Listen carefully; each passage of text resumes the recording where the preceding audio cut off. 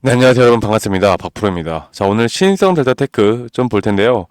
제가 일단 다음 주 이 단기 고점에 우리가 매도 준비를 하자라고 지금 먼저 썸네일에 말씀을 드렸고, 이 초전도체 테마를 우리가 정확하게 이 패턴들, 그리고 이 테마로서 수급을 받는 이런 종목들에 대한 패턴을 우리가 정확하게 알고 가셔야 합니다.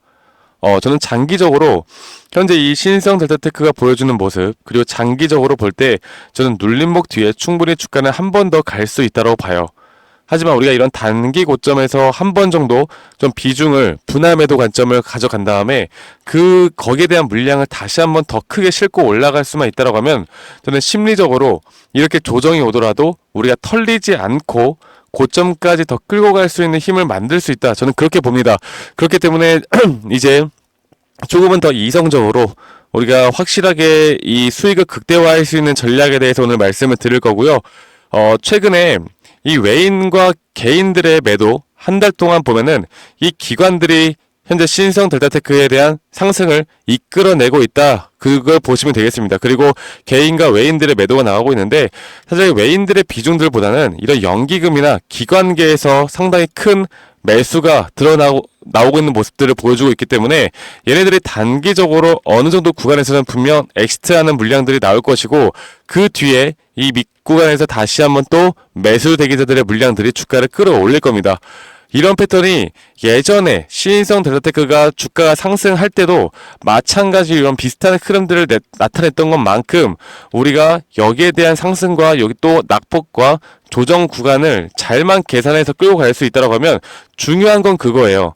뭐 수익을 극대화할 수 있다. 이런 것도 중요하겠지만 이렇게 조정이 오면 일단 사람들은 심리적으로 흔들릴 수밖에 없어요. 그리고 내가 이걸 끝까지 들고 가야겠다라고 생각하셨던 분들 대부분이 어떤 생각이냐면 이거를 나는 고점을 막 20만원, 막 40만원, 50만원까지 봐. 그러니까 나는 이걸 절대 매도 안 할 거야. 이렇게 말씀하시는 분들 대부분이 한 번 정도 마이너스 30% 40% 가까이 조정을 나오죠? 그러면은 어떻게 해서든 이 조정은 버텨. 막 주가 떨어지는 건 어떻게든 잘 버텨. 근데 중요한 거는 이제 이때부터 주가가 이제 올라오기 시작할 때 이때 심리적으로 상당히 흔들려요. 그러니까 본전 심리 혹은 내가 수익 구간을 끝까지 봤던 그 가격대가 또 깨질까봐 무서워서 어설픈 자리에서 매도가 나갑니다. 우리가 이런 것들을 방지하기 위해선 앞으로 단기적인 고점에 대한 시그널을 확실하게 뜰 때 이때 적어도 저는 30에서 50% 정도는 비중을 줄이고 우리가 일단은 지갑에 돈을 두둑히 챙겨 놓고 그 다음에 그 조정 타이밍에 다시 한번 그 비중을 싣고 또다시 우리가 수익 구간까지 챙겼던 그 돈을 싣고 더 크게 수익을 볼 수 있는 구간 만들어 드릴 수가 있을 것 같기 때문에 제가 이렇게 말씀을 드리는 거고 지금부터 여기에 대한 부분들은 제가 오늘 뭐 초전도체 최근에 뭐 특허들이 외국 쪽으로 상당히 계속 순차적으로 나오고 있고 우리나라에서도 상당히 좋은 내용들이 나오고 있고 이 재료라는 건 결국 세력들이 주가를 끌어올리기 위해서 어느 정도 눌림목 자리에서 또다시 터트리면서 주가를 계속 끌어올릴 겁니다.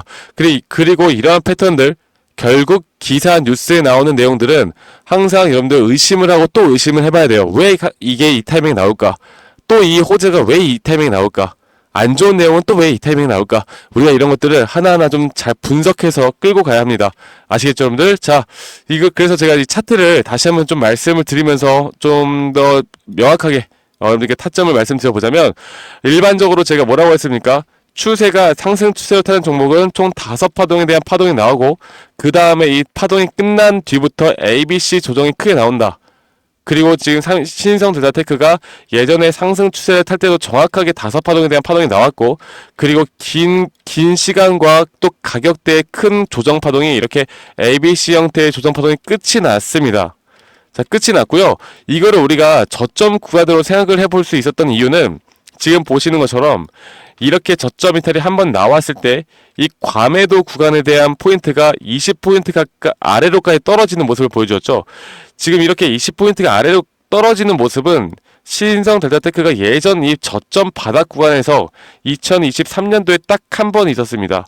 그 이후로 지금 오랜만에 여기에 대한 타점이 나온 건데 이런 자리부터 여기에 대한 매물대 자리는 분명 어느 정도 이 매집을 했던 구간이라고 저희가 볼 수가 있겠고 그리고 다시 한번 이 구간 지금 보이시는 것처럼 이 과매도 구간이 다시 한번 떨어졌던 이 구간부터 주가는 반등이 오기 시작하고 있죠. 그리고 이 저점 구간부터 해서 현재 신인성 델타테크가 단기적인 5파동에 대한 고점이 나왔습니다.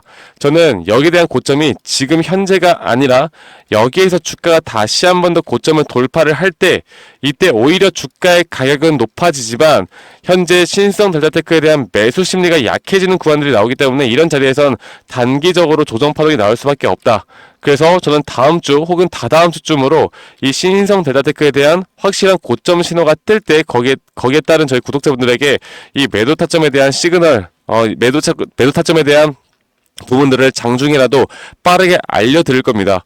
이때 대응을 하실 수 있느냐 없느냐가 저는 여러분들의 심리적인 안정감을 가지고 더 큰 상승에 대한 고점까지 끌고 갈 수 있는지 없는지를 판단할 수 있다 보고 있고요.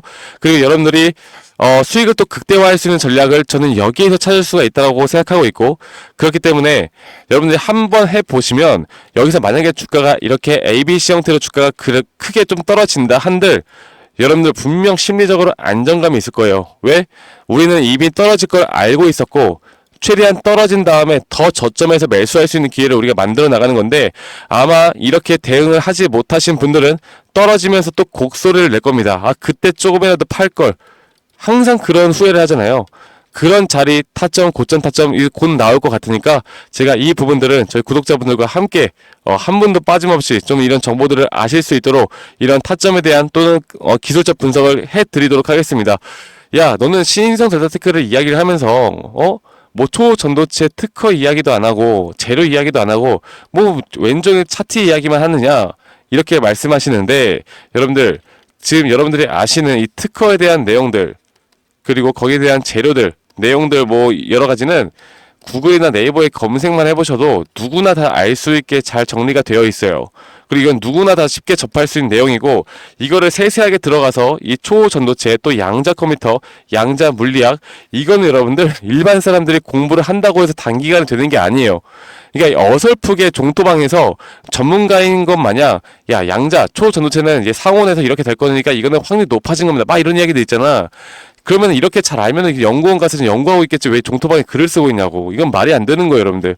우리는 이 재료를 이용을 해서 과연 주가가 어떻게 올라가고 어떤 식의 조정 나오고 또 어떻게 올라갈지, 여기에서만 이런 타점만 고민을 해야 됩니다. 신인상 델타테크 여러분들 투자한 이유가 뭡니까? 돈 벌려고 한 거잖아요. 돈 벌려고. 그러면 돈을 어떻게 잘 벌 수 있는지만 고민하면 되지. 이게 뭐 초전도체는 이번엔 다르다. 특허 다르다. 하면서 막 이거를 꿈과 희망만을 가지고 끌고 가는 건 위험하다라는 거. 그리고 모든 종목들도 항상 이렇게 의심을 해야 되고, 또 어쨌든 간에 이런 재료로 현재 주가를 끌어올리고 있는 만큼 여기에 대한 주가를 끌어올려주는 세력들이 과연 주가를 어디까지 끌어올릴지, 이런 것들만 우리가 판단하고 지켜보시면 된다는 거 제가 다시 한번 말씀드리겠습니다. 아시겠죠, 여러분들? 지금 이게 가장 중요한 구간이에요. 이미 저점 대비해서 지금 현재 주가가 거의 163% 정도 올랐습니다. 여기에서 조정 없이 계속 쭉 갈 수 있다라는 생각을 가지고 있는 것 또한 욕심입니다, 여러분들. 아시겠죠? 그래서 제가 저희 구독자분들과 함께 이런 차트에 대한 내용들, 그리고 신성 델타테크 뿐만이 아닌 또 다른 종목들에 대한 상승에 대한 시그널, 또 저점 매집 구간, 이런 것들에 대한 부분들을 좀 같이 도움을 드리고 있으니까요.